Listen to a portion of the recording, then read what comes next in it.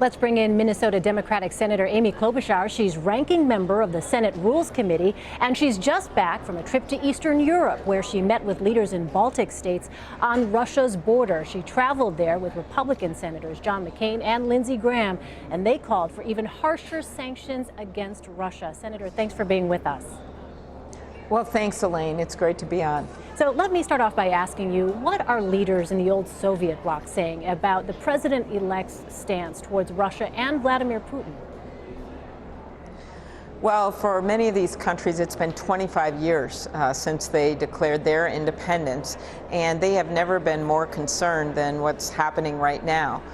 This isn't just about one cyber hacking incident in America. This is not just about one political party, one candidate. It isn't even about one country. It's a common modus operandi that they have been using for years, and it's really an assault on democracy. And that's why I thought that the president's initial announcement of sanctions was very important. I want to get to that in just a moment, but first, you introduced a bill calling for an independent commission to investigate Russian hacking. Would this be a bipartisan commission? And also, why can't existing committees handle this, you think?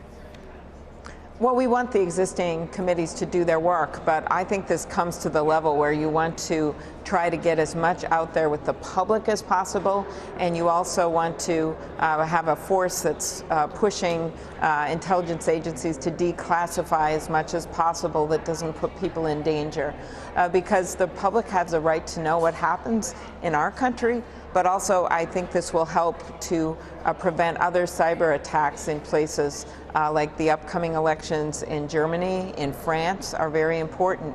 And you just don't want people influenced by things that are either fake news or that come as a result of a cyber hack. You mentioned a moment ago the sanctions against Russia. Kellyanne Conway suggested the Obama administration's sanctions were intended to box in President-elect Trump. How do you convince the incoming administration that this isn't about politics? You know, I just see it as the opposite. It's not necessarily just about Russia. It actually could be about any country or foreign entity that tries to influence our election. And without that executive order and absent a bill passing, the president doesn't have that ability to quickly respond. And I think in the future, if this ever happens again, we would want any president to be able to quickly respond. I want to ask you about another topic. You huddled with President Obama on Capitol Hill Wednesday over how to save the Affordable Care Act. Without going into specifics, what can you tell us about Mr. Obama's strategy to save his health care law?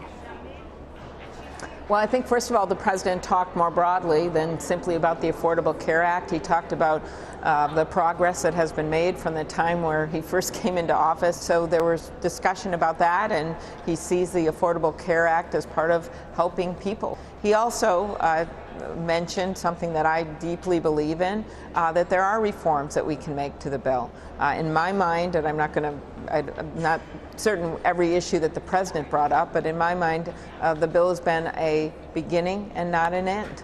There are reforms we should make to reducing pharmaceutical prices, including negotiation under Medicare Part D.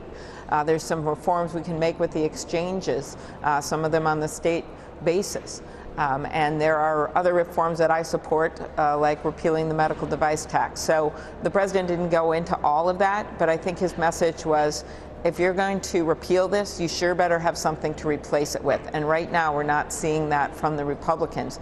Any plan that would keep in place the kind of patient protections that we've seen through the Affordable Care Act. I want to turn to the president-elect's cabinet nominees. Various Democrats have mentioned a number of cabinet nominees whose confirmations they want to hold up, essentially. How are you prioritizing your own fights in the confirmation process? Well, I think the number one focus is making sure that we get all the information in on the nominees that we have come to expect. I think the last count I heard was, and maybe it'll change day by day, but only 3 of the nominees had gotten in their ethics forms, and all of the Obama nominees had filled out those forms and gotten them to Congress before their hearings began. All of the Obama nominees had completed their FBI background checks, and we only have a smattering of the Trump nominees that have completed those checks. So I think what we're asking for here are things that have been asked for in the past and expected. We had a few of the Obama nominees from the first term that actually withdrew from the process because of information that had come out. And if we don't have that information, it's really hard for any senator, Democrat or Republican, to make an assessment. So that's what I attribute this delay to, although some of the hearings are already getting scheduled. All right, Senator Amy Klobuchar, thanks so much for your time, Senator. Thank you. It's great to be on. Thank you.